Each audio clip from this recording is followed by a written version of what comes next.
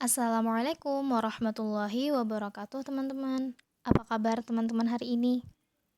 Semoga teman-teman selalu diberikan kesehatan dan selalu dilindungi oleh Allah. Alhamdulillah ya teman-teman.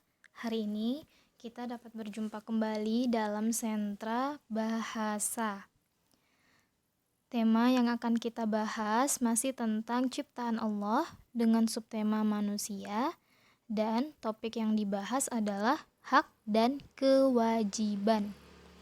Nah, teman-teman tahu tidak apa itu hak dan kewajiban? Hak artinya adalah segala sesuatu yang harus didapatkan oleh setiap orang yang telah ada sejak lahir, bahkan sebelum lahir. Sedangkan kewajiban adalah sesuatu yang wajib dilaksanakan dan keharusan ya, sesuatu hal yang harus dilaksanakan. Ya, jadi kalau hak itu adalah sesuatu yang harus kita dapatkan ya. Sedangkan kalau kewajiban adalah sesuatu hal yang harus kita lakukan atau laksanakan. Ya, jadi ingat ya bedanya hak dan kewajiban. Ada beberapa macam hak dan kewajiban ya. Yang pertama, hak dan kewajiban sebagai anggota keluarga. Nah, setiap anggota keluarga memiliki hak dan kewajibannya masing-masing. Coba kita lihat ya. Hak dan kewajiban untuk ayah dalam keluarga. Hak ayah dalam keluarga adalah mendapatkan kasih sayang dari anak dan ibu, dihormati oleh anak-anak, mendapat dukungan serta didengarkan arahan dan nasihatnya untuk kebaikan ibu dan anak.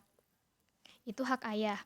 Lalu kewajiban ayah dalam keluarga antara lain mencari nafkah, melindungi anggota keluarga lainnya, menjadi pemimpin keluarga, dan menjadi panutan anggota keluarga lainnya.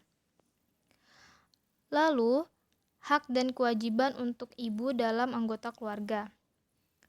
Hak ibu dalam keluarga adalah mendapatkan kasih sayang dari anak dan ayah, dihormati oleh anak-anak, dan mendapatkan bantuan dari anak saat mengalami kesulitan. Lalu kewajiban seorang ibu dalam keluarga adalah menjadi teladan bagi anak-anaknya, mengurus keperluan anggota keluarga, mengatur rumah agar bersih dan nyaman, serta mendukung ayah dalam hal yang baik. Nah, ini beberapa contoh hak dan kewajiban untuk ayah dan ibu dalam keluarga. Lalu kalau anak bagaimana? Nah, kita lihat ya. Contoh hak dan kewajiban anak dalam keluarga. Hak anak dalam keluarga yang pertama, mendapatkan kasih sayang dari orang tua. Yang kedua, mendapatkan pendidikan yang layak. Yang ketiga, memiliki kebebasan belajar, bermain, dan beristirahat, serta mendapatkan kebutuhan pokok yang cukup. Itu hak anak. Lalu kewajiban anak dalam keluarga adalah menyayangi dan menghormati orang tua, rukun dengan kakak dan adik, serta menjaga satu sama lain. Belajar dengan giat, membantu pekerjaan ibu dan ayah di rumah, serta mematuhi nasihat orang tua. Nah, itu ya teman-teman, hak dan kewajiban anak dalam keluarga. Selanjutnya ada juga nih, hak dan kewajiban sebagai warga negara Indonesia. Nah, kita sebagai warga negara Indonesia memiliki hak dan juga kewajiban.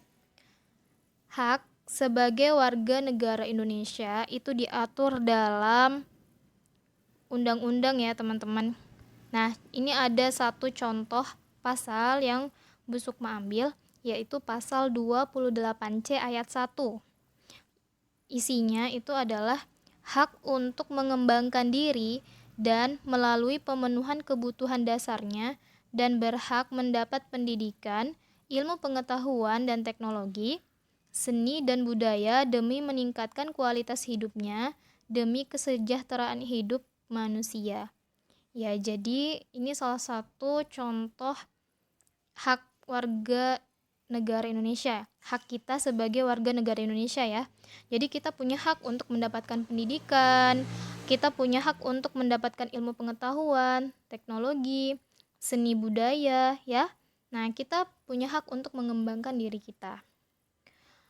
Dan masih banyak lagi hak-hak yang bisa kita dapatkan sebagai warga negara Indonesia ya teman-teman. Tapi itu semua tertuang dalam Undang-Undang Negara Indonesia. Nah, ini nanti teman-teman akan bahas di Sentra Sosbud dengan Ibu Aina. Lalu, kewajiban sebagai warga Indonesia apa? Nah, ini wajib menaati hukum dan pemerintahan. Nah, ini ada dalam Undang-Undang Dasar ya, teman-teman. Pasal 27 ayat 1 Undang-Undang Dasar 1945 yang berbunyi, segala warga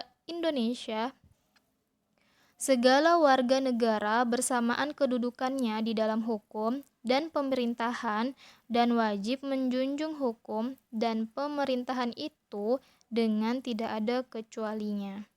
Ya, jadi kita sebagai warga negara wajib ya menaati hukum yang berlaku dalam pemerintahan. Jadi kita wajib tuh patuh dan taat pada hukum yang berlaku dalam pemerintahan di Indonesia. Nah, itu hak dan kewajiban sebagai warga negara Indonesia. Yang terakhir, hak dan kewajiban sebagai hamba Allah. Nah, kita sebagai hamba Allah itu tentunya memiliki kewajiban ya teman-teman. Nah, apa sih kewajiban kita sebagai hamba Allah? Kewajiban seorang hamba terhadap Allah Subhanahu wa Ta'ala yaitu mengesahkan Allah semata dalam beribadah dan ikhlas karenanya. Jadi, kita sebagai hamba wajib beribadah kepada Allah. Nah, ini ada dalam surah Az-Zariyat ayat 56. Dan aku tidak menciptakan jin dan manusia, melainkan supaya mereka beribadah kepadaku.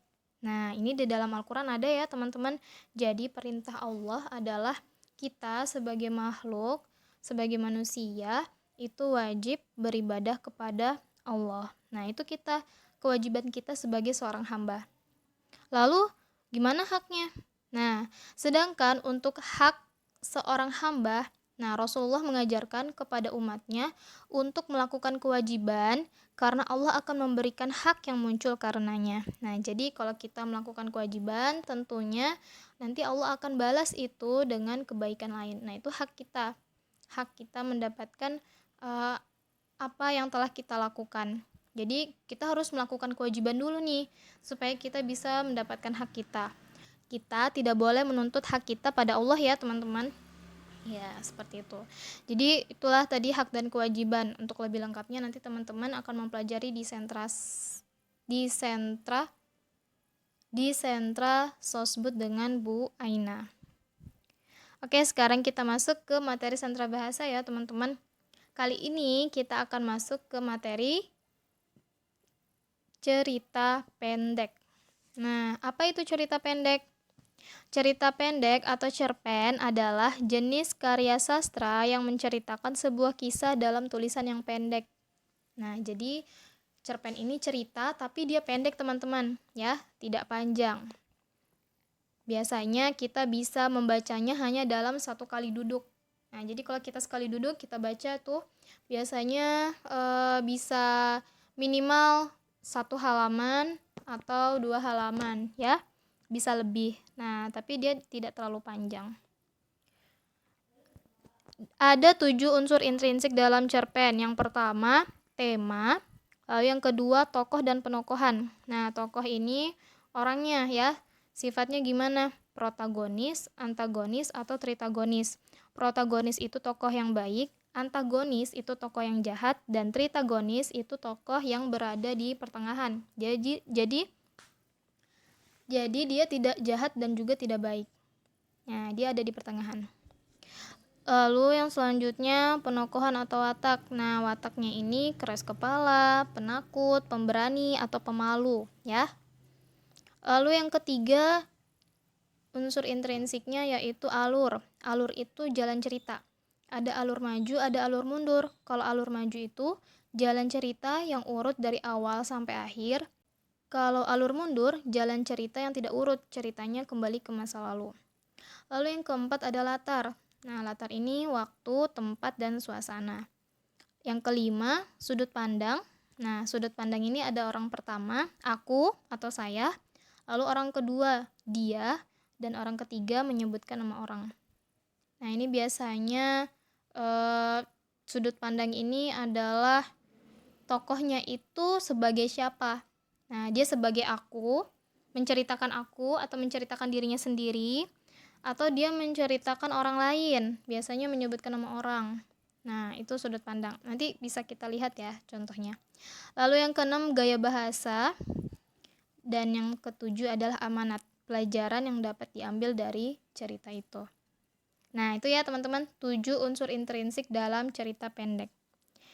Kita lihat contoh cerita pendek ya. Nah, ini ada contoh cerita pendek, judulnya Persahabatan.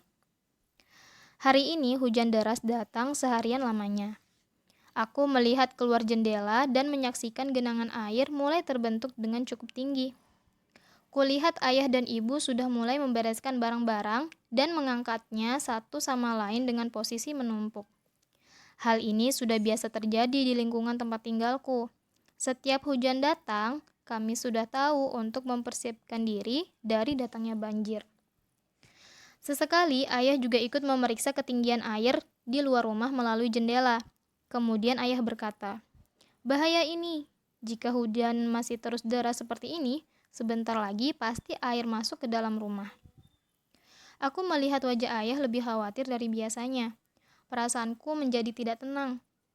Aku memutuskan untuk ikut membantu ibu membereskan barang-barang untuk menghindari resiko terendam banjir. Setengah jam kemudian, aku mulai merasakan air mulai menggenang di lantai rumah. "Air sudah masuk, Bu," ucapku pada ibu. Ibu memandangku dengan sorot mata yang sama khawatirnya. Sepertinya banjir kali ini akan lebih parah dari biasanya. Tentu alasannya tidak lepas dari kebiasaan buruk membuang sampah sembarangan ke kali dekat rumah yang masih dilakukan oleh banyak warga. Ibu pun memanggil ayah karena air yang masuk ke dalam rumah sudah semakin tinggi dan telah mencapai setinggi lututku. "Ayah, airnya semakin cepat masuk. Lebih baik kita segera mengungsi," saran ibu. Kemudian ayah pun mengangguk setuju. "Iya, Bu. Lebih baik kita segera mengungsi dan membawa beberapa barang penting terlebih dahulu." Ayah, ibu, dan aku pun kembali bersiap-siap memilih beberapa barang penting untuk dibawa ke tempat pengungsian yang biasanya sudah disediakan di musim-musim banjir seperti ini. Kami pun akhirnya meninggalkan rumah kami yang semakin lama terus semakin tinggi air masuk ke dalamnya. Sesampainya di pengungsian, ternyata sudah banyak keluarga lain yang juga memutuskan meninggalkan rumahnya karena banjir kali ini sepertinya akan lebih parah ketinggian airnya dibandingkan sebelumnya. Selama di pengungsian, hujan pun tak kunjung berhenti. Aku pun diminta meliburkan diri dari sekolah oleh ayah dan ibu karena sebagian buku dan pakaian seragam pun tidak ada yang kami bawa ke pengungsian. Tidak ada yang menyangka hujan deras terus mengguyur daerah rumah kami hingga 3 hari setelahnya. Hari keempat, setelah hujan berhenti, kami kembali ke rumah. Kondisi rumah sudah sangat berantakan dan banyak dari barang-barang kami yang rusak serta hanyut terbawa air. Ayah memandang ke arahku dan ibu lalu mengatakan, "Hujan sudah berhenti. Sekarang saatnya kita kembali membersihkan rumah kita. Kalian mau membantu ayah bersih-bersih kan?" Aku dan ibu serentak menjawab dengan anggukan. Saat kami sedang bersih-bersih, terdengar salam dari luar rumah. "Assalamualaikum." Aku pergi ke depan rumah dan menemukan sahabat-sahabatku dari sekolah. Ternyata mereka datang untuk menanyakan kenapa aku tidak masuk sekolah selama 3 hari terakhir. Aku pun menjelaskan mengenai banjir mendadak yang melanda lingkungan tempat tinggalku. Melihat aku, ibu, dan ayah yang sedang bersih-bersih, mereka pun menawarkan diri untuk membantu kami. Teman-teman sekolahku membantu hingga rumah kembali bersih dan kemudian menghabiskan waktu bersamaku untuk menginformasikan pelajaran-pelajaran yang aku lewatkan selama tidak masuk. Aku sangat bersyukur memiliki sahabat seperti mereka, sahabat yang ada di kala aku susah dan tidak ragu mengulurkan bantuan di masa sulitku. Nah, ini ya teman-teman contoh cerita pendek. Sekarang kita mau lihat nih, unsur intrinsik dalam cerpen ini apa? Nah, unsur intrinsik tadi kan ada 7 ya. Nah, kita lihat yang pertama, temanya tentang persahabatan, ya. Lalu yang kedua, amanat. Nah, amanatnya apa atau pesannya apa? Pesannya adalah sahabat setia selalu membantu di masa-masa sulit. Alurnya, alur maju ya teman-teman, karena dia menceritakan runut dari awal. Lalu settingnya di mana? Settingnya di rumah ya, karena tadi si aku ini menceritakan keadaan rumahnya. Lalu penokohan, nah wataknya. Tokoh aku itu wataknya sabar, menurut pada orang tua, rajin membantu orang tua. Kalau ayah sabar, tidak banyak mengeluh, dapat mengendalikan kekhawatiran. Sedangkan ibu ini sikapnya khawatir, dapat menyelesaikan masalah. Nah, lalu sahabat aku di sini senang menolong, perhatian dan juga rajin. Lalu untuk sudut pandang. Nah, sudut pandang ini dalam cerita persahabatan, tokohnya ini merupakan sudut pandang orang pertama ya teman-teman, karena tokoh utama terlibat dalam cerita dan dia menyebutkan kata aku. Nah, itu ya teman-teman, unsur intrinsik dalam cerpen persahabatan. Oke teman-teman, sekarang kita masuk ke tugas ya.